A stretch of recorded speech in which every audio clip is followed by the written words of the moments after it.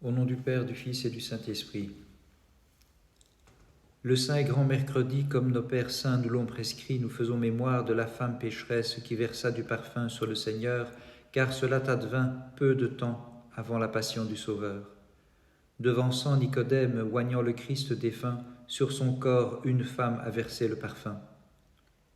Après son entrée à Jérusalem, Jésus se trouvant dans la maison de Simon le lépreux, une femme s'approcha de lui et versa sur sa tête ce parfum de grand prix. Cette bonne œuvre a trouvé place ici, afin que, selon la parole du Sauveur, elle soit prêchée partout, dans le monde entier. Et d'où nous vient qu'elle accomplit cet exploit? C'est qu'elle remarqua la compassion du Christ et son désir de communiquer avec tous, en particulier maintenant qu'elle le voyait entrer dans la maison de ce lépreux, que la loi prescrivait de tenir pour impur et excluait de la communauté. La femme pensait donc que Jésus guérirait, comme ce lépreux, également les maux de son âme. Et alors qu'il était à table, elle versa sur sa tête du parfum, pour la valeur de 300 deniers, ce qui fait 60 as, 10 oboles, ou 3 pièces d'argent. Les disciples lui en font reproche, et surtout Judas Iscariote. Mais le Christ la protège pour que son bon exemple ne tourne pas court. Ensuite, il fait mémoire de sa sépulture, réprouvant la trahison de Judas et rendant à la femme cet honneur que partout, dans le monde entier, on redira sa bonne action. Certains pensent que cette femme est la même chez tous les évangélistes. Or, il n'en est pas ainsi. Chez 3 d'entre eux, comme dit le divin Chrysostome, c'est la même que celle qui est appelée pécheresse, mais pas chez Jean, où il s'agit d'une autre femme, merveilleuse et menant une vie pure. Marie, la sœur de Lazare, qui était chère au Christ, mais pas comme courtisane repentie. L'une donc de ces maris, alors que le Christ était à table 6 jours avant la Pâque, dans sa maison de Béthanie, lui fit une onction de myrrhe, versant le parfum sur ses pieds et les essuyant avec ses cheveux, en employant un onguent très précieux, comme si elle offrait une libation à Dieu. On sait en effet que dans les sacrifices on offrait de l'huile au Seigneur. Les prêtres eux-mêmes recevaient une onction de parfum, et Jacob oignit jadis une stèle pour Dieu. C'est donc comme à Dieu qu'elle offrit ce don au Maître, mais aussi en signe de convivialité fraternelle. Aucune récompense ne lui est promise, tandis que Judas murmure à cause de son avarice. L'autre, la courtisane, c'est 2 jours avant la Pâque, alors que le Christ se trouve aussi à Béthanie, mais dans la maison de Simon le lépreux, qu'elle lui verse sur la tête, au moment du repas, un parfum de grand prix, comme le racontent les évangélistes Matthieu et Marc. Au sujet de cette courtisane, les disciples s'indignent aussi, prévoyant sûrement ce que le Christ lui réserve dans sa miséricorde, et il lui accorde une récompense. Sa bonne action sera glorifiée partout, dans le monde entier.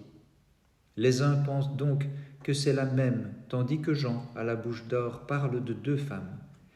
Il en est même pour qui elle était 3. Les 2 précédentes qui apparaissent alors qu'approche la passion du Christ, et avant elle une 3e, ou plutôt une première, qui fait cela vers le milieu de la prédication évangélique. Celle-là était courtisane et pécheresse. Elle se trouvait dans la maison non du lépreux, mais du pharisien Simon, aux pieds du Christ. Il était seul, sans ses disciples. Et elle lui verse du parfum, et lorsque le pharisien s'indigne, lui seul, non les disciples, le Sauveur lui accorde aussi une récompense, mais c'est la rémission de ses péchés. Et cela, seul l'évangéliste Luc le relate vers le milieu de son évangile, chapitre 7, verset 36, comme nous l'avons dit. Après l'histoire de cette pécheresse, il poursuit en disant « Et il advint ensuite que Jésus cheminait à travers villes et villages, prêchant et annonçant la bonne nouvelle du royaume de Dieu, ce qui montre que ce n'était pas le temps de la passion. Il semble donc, selon les temps et selon ceux qui le reçoivent, selon les lieux, les personnes et les maisons, et aussi d'après le mode d'onction, qu'il s'agit de 3 femmes, dont 2 étaient pécheresses, la 3e étant Marie, la sœur de Lazare, qui menait une vie honorable. L'une des maisons était celle du pharisien Simon, une autre celle de Simon le lépreux à Béthanie, une 3e celle de Marie et de Marthe, les sœurs de Lazare, également à Béthanie, ainsi qu'on peut le déduire des faits.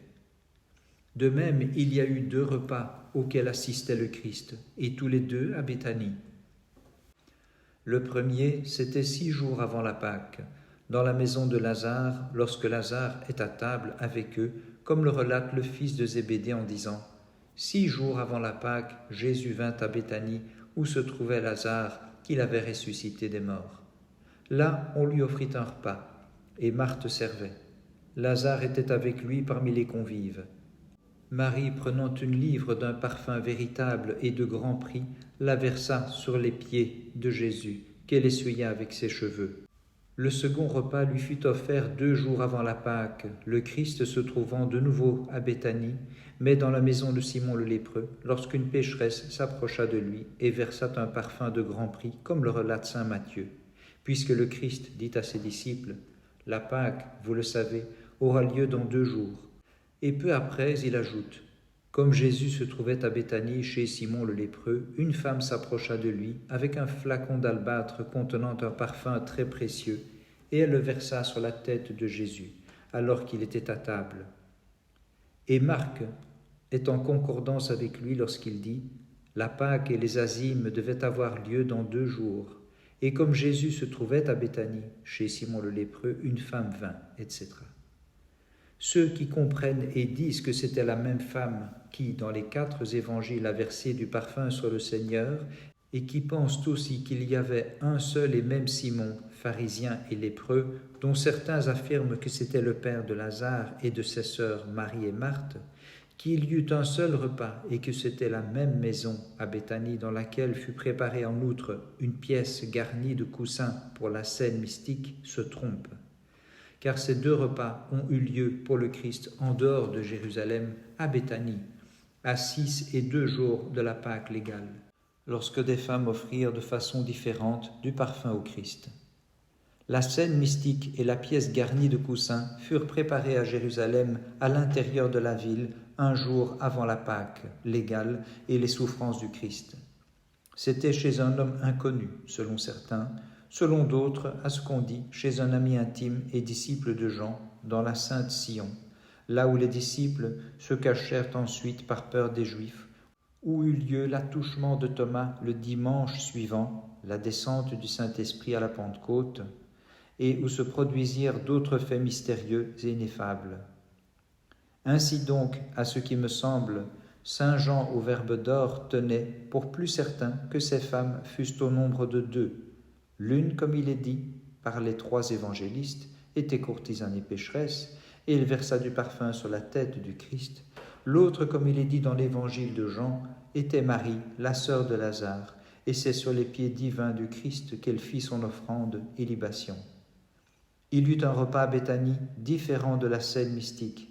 D'ailleurs, c'est manifestement après l'histoire de cette pécheresse que le Sauveur envoie des disciples préparer la Pâque en leur disant « Allez à la ville chez un tel et dites-lui, le Maître te fait dire, c'est chez toi que je vais préparer la Pâque avec mes disciples.